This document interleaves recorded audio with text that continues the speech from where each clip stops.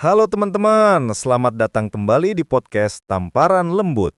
Gue Bimo, dan hari ini kita kedatangan tamu spesial yang juga teman baik gue. Siapa lagi kalau bukan Dinda. Halo Din. Halo Bim, makasih udah diajak ngobrol. Santai. Nah, Dinda ini datang dengan sebuah pertanyaan yang mungkin dialami banyak orang. Dia bilang dia lagi pusing banget. Kenapa? Iya Bim, ini tuh pusing banget. Gue nggak ngerti kenapa, padahal hal yang gue pikirin belum kejadian. Tapi kayaknya udah capek duluan. Maksud lo? Gini loh, besok kan ada meeting penting. Dari semalam gue udah mikir, gimana seandainya gue ngomongnya salah. Terus gimana seandainya kliennya nggak suka sama ide gue. Bahkan gimana seandainya gue tiba-tiba lupa semua yang mau gue omongin. Ya ampun, itu tuh capek banget. Wah, klasik. Overthinking akut. Iya Bim, dan nggak cuman besok. Setiap kali mau ngechat gebetan, gue mikir, seandainya dia nggak bales. Pas diajak jalan, seandainya obrolan kita garing. Kenapa semua seandainya di kepala gue, kok isinya yang jelek-jelek doang ya? Nah, itu dia poinnya. Lo nyadar gak sih, kalau seandainya itu yang bikin lo pusing, bukan hal yang belum terjadi itu sendiri. Dengar baik-baik ya teman-teman. Seandainya itu adalah musuh yang gak ada. Lo lagi perang sama bayangan yang lo bikin sendiri. Serius? Serius, musuh lo itu bukan meeting besok, tapi skenario buruk yang lo bikin di kepala. Setiap kali lo mikir, seandainya ini, seandainya itu, lo tuh lagi ngasih makan si monster overthinking di kepala lo. Makin lo kasih makan, dia makin gede dan makin sering bikin lo takut. Wah, mind blown. Gue nggak kepikiran ke situ. Kita semua pernah kok, itu alamiah. Tapi masalahnya, kita nggak pernah mau bikin skenario yang bagus.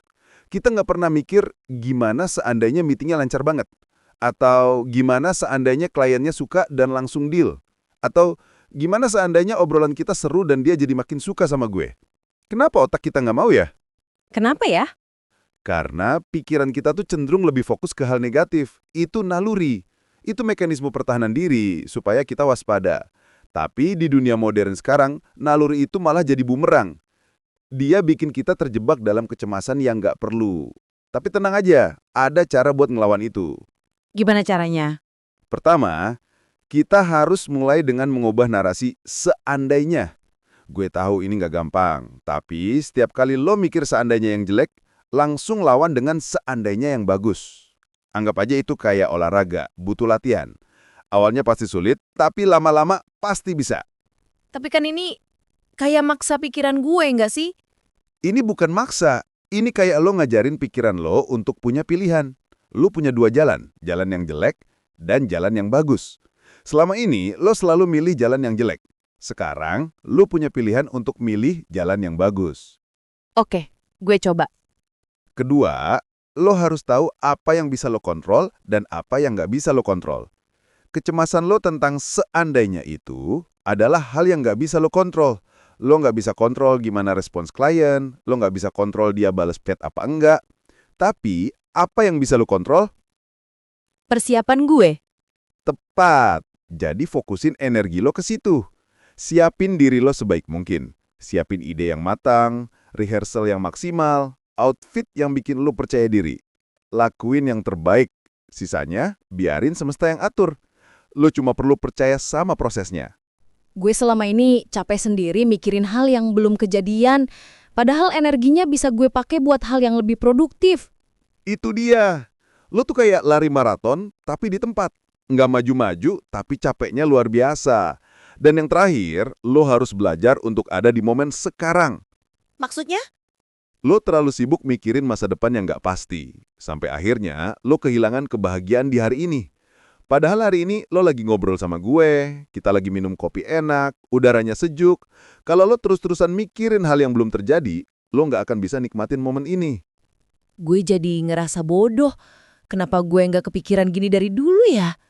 Bukan bodoh, lo cuma lagi terjebak di labirin yang lo bikin sendiri. Nah, sekarang lo udah tahu pintu keluarnya. Tinggal jalan pelan-pelan. Oke, gue coba. Terima kasih ya. Makasih banget. Santai. Sekarang, coba tarik nafas dalam-dalam. Buang kekhawatiran lo, dan ganti sama pikiran gimana seandainya semuanya berjalan sesuai rencana ya. Seandainya semuanya lancar. Nah, itu dia. Teman-teman, semoga obrolan kita hari ini bisa jadi tamparan lembut untuk kalian yang lagi terjebak di pikiran seandainya. Ingat, fokus pada apa yang bisa kalian kontrol dan sisanya serahkan pada semesta. Jangan lupa like, subscribe, dan tulis di kolom komentar apa seandainya terburuk di kepala kalian. Sampai ketemu di episode selanjutnya.